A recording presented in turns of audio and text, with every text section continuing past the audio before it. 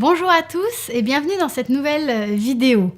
Alors, comment raviver la flamme dans votre couple? Je suis Myriam Bidot, coach et thérapeute de couple et j'accompagne depuis plus d'une dizaine d'années des centaines de couples, de femmes et d'hommes dans mon cabinet ou à distance à travers mes programmes de coaching, des personnes qui ont besoin de mettre un coup de boost dans leur relation, qui ont besoin de sortir de la routine et de recréer vraiment du lien et du plaisir à être ensemble. Donc c'est une problématique que je connais bien.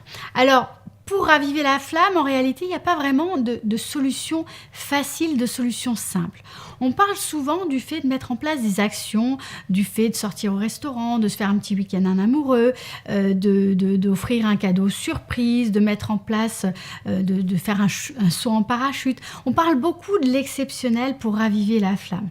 Et j'ai envie de vous dire, oui, ça fonctionne. Bien sûr que ça fonctionne. Mais par contre, ça ne va pas vous donner véritablement de résultats sur la durée, sur le long terme. Parce qu'en fait, vous allez passer un bon moment, faire quelque chose d'exceptionnel et puis ensuite vous allez retomber dans la routine. Or, pour vraiment raviver la flamme, c'est dans votre quotidien, dans la routine en fait que ça va se passer.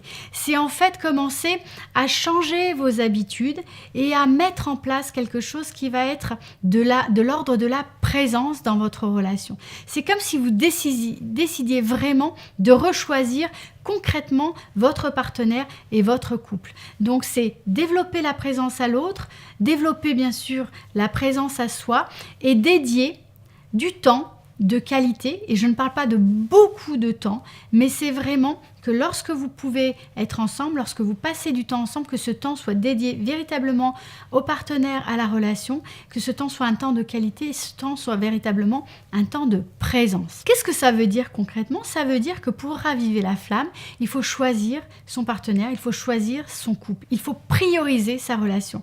Alors, bien sûr, beaucoup de couples, notamment quand il y a des enfants, quand ça fait longtemps qu'on est ensemble, on va rentrer dans la routine, dans des automatismes. Et ce qui se passe, c'est que petit à petit, on oublie l'autre, on oublie qu'on est avec l'autre. On le voit, mais il fait partie du paysage. On le voit un petit peu comme acquis. Et le problème, c'est que du coup, on commence à se mettre un peu sur des voies parallèles. On est extrêmement occupé. Et la vie quotidienne, la vie d'aujourd'hui, la vie moderne, fait qu'en fait, on a tendance à complètement passer et à mettre la relation un petit peu en dernière... c'est un peu la 5e roue du carrosse. Du coup, prioriser sa relation, prioriser son partenaire, en faire quelque chose qui est vraiment intérieur, c'est une attitude intérieure, et bien ça va beaucoup modifier votre façon d'être en lien et la façon dont votre partenaire va être vu, et ça va modifier la dynamique de votre relation. Ensuite, autre clé, c'est de commencer ou de continuer à développer vos capacités émotionnelles, c'est-à-dire d'être en phase avec ce que vous vivez sur le plan émotionnel,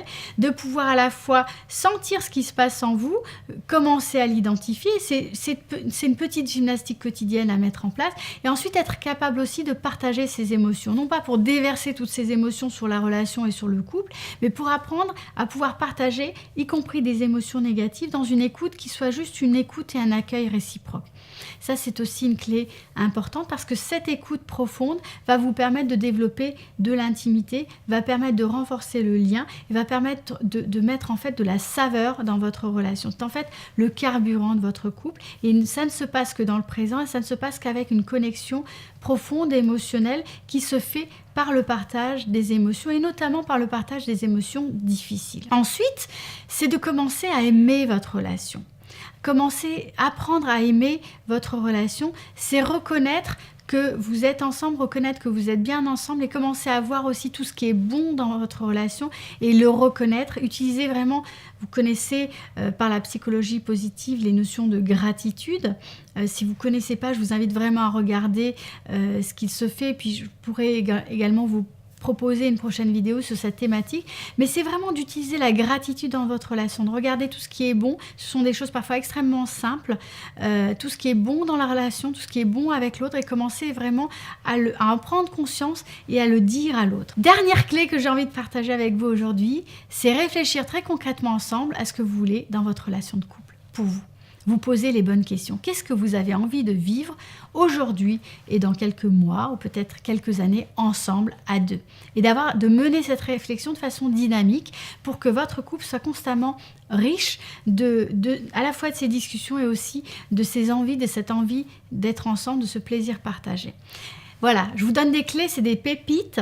Vous verrez que si vous commencez à les mettre en application, vous serez vraiment à même de garder un couple vivant, dynamique, nourrissant dans la durée, qui va chaque jour vous épater un peu plus. Petite action du jour, pour ne pas regarder juste la vidéo, parce que c'est bien de regarder, c'est bien d'y réfléchir, mais ensuite ce qui est très important, c'est de passer à l'action.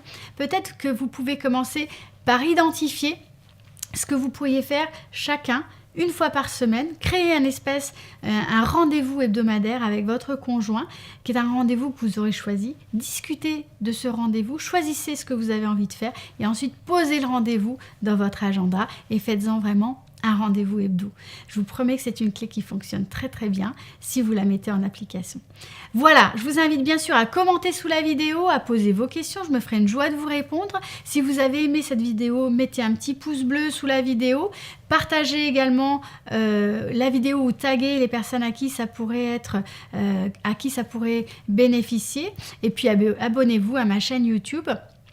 Comme ça, vous pourrez recevoir toutes les prochaines vidéos dans votre boîte mail directement. Je vous souhaite une super belle journée. Je vous dis à très bientôt et je me fais un plaisir, si vous le souhaitez, à aller plus loin avec vous. Vous pouvez bien sûr me contacter très facilement sur mon site atoutcouple.com. À bientôt!